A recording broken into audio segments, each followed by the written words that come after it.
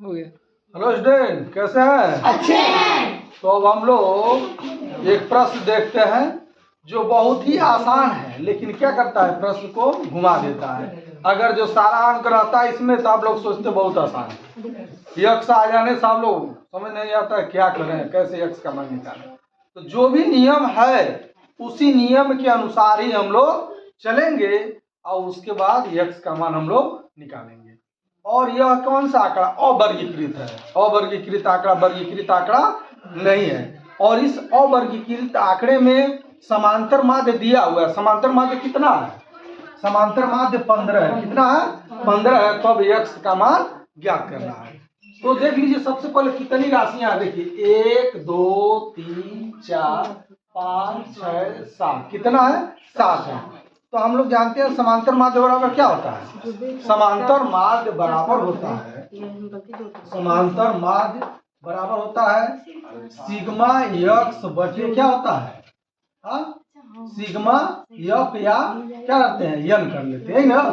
और ये होता है पदों का योग बटे पदों की संख्या, या तो चाहे आप कैपिटल एन का भी प्रयोग हो जाता है कभी कभी, कैपिटल एन। ठीक, इसका मतलब क्या हो गया? पदों की संख्या।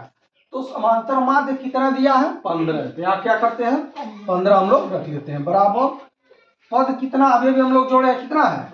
7 है। 7 लिख लेते हैं। अब उसके बाद इसको जोड़ते हैं, क्या है? 27 है, धन कर देंगे, क्या है? 23 है, फिर धन कर लेंगे, क्या है? यक्स ऋण 4 है, फिर धन कर लेंगे यक्स धन 4 है। ठीक, ऐसा कर लेंगे। फिर क्या कर लेंगे? धन 15 कर लेंगे। हाँ, और धन क्या कर लेंगे? 3 कर लेंगे, और धन क्या करेंगे? 7 कर लेंगे। ऐसा कर लेंगे। अब देखिए 4 ऋण में और 4 क्या है, धन में कट जाएगा। ठीक, यह 7 जो है भाग में इधर आएगा तो क्या हो जाएगा? गुणा हो जाएगा। तो 15 गुणे क्या हो जाएगा? 7 बराबर, ऐसा हो जाएगा। ठीक, अब जोड़ते हैं 7 3 10, हाँ, 10 15 कितना हो गया? 25 हो गया। ये हो गया 27 धन 23 और धन यक्स यक्स कितना हो गया? 2 यक्स। इधर हम जोड़े हैं, कितना हुआ है? 25 हुआ कि नहीं हुआ? अब बटे या जो था इधर आ गया, तो बटे की जरूरत नहीं है। अब जोड़ लेते हैं हम लोग।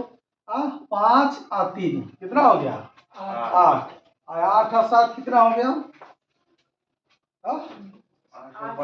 15। 15 को 5 हासिल कितना आया है? 1 आया है। तो फिर हो गया 2 2 4 2 6 1 7 हो गया कि नहीं हो गया? और धन कितना हो जाएगा? 2x होगा, माइनस में नहीं होगा। ठीक, अब इसका गुणा कर देंगे। 7 5 35 को 5 हासिल 3, 7 कहने 7 3 10, 105 हो गया। कोई दिक्कत है ना? अब यह धन में है, इधर आएगा तो क्या हो जाएगा? पक्षांतर का नियम रहेगा नहीं रहेगा? धन है तो ऋण में हो जाएगा। तो 105 और ऋण क्या हो जाएगा? 75 बराबर 2x होगा कि नहीं होगा? बोलो, होगा ना? अब घटाओ तो 5 में से 5 गया, 0 हो जाएगा। हाँ, और 10 में से 7 जाएगा, कितना हो जाएगा? हाँ, 10 में से 3 हो जाएगा। तो कोई दिक्कत है इसमें? हाँ, आ नहीं रहा, अब नीचे नहीं आ रहा है, यहाँ तक नहीं आ रहा है, ये भी नहीं आ रहा है, नहीं आ रहा है। चलो ठीक है। तो अब हम लोग घटाएंगे 105 में से 75 घटाएंगे, कितना हो जाएगा? 30 हो जाएगा। कितना हो जाएगा? 30 हो जाएगा। चलो, और इधर 2x है कि नहीं है? कोई दिक्कत है? अब यहाँ 2 क्या है? गुणा में है कि नहीं है? इधर आएगा तो क्या हो जाएगा? भाग में हो जाएगा। तो x बराबर हो गया 30 बटे 2, और 30 का आधा करेंगे कितना होगा?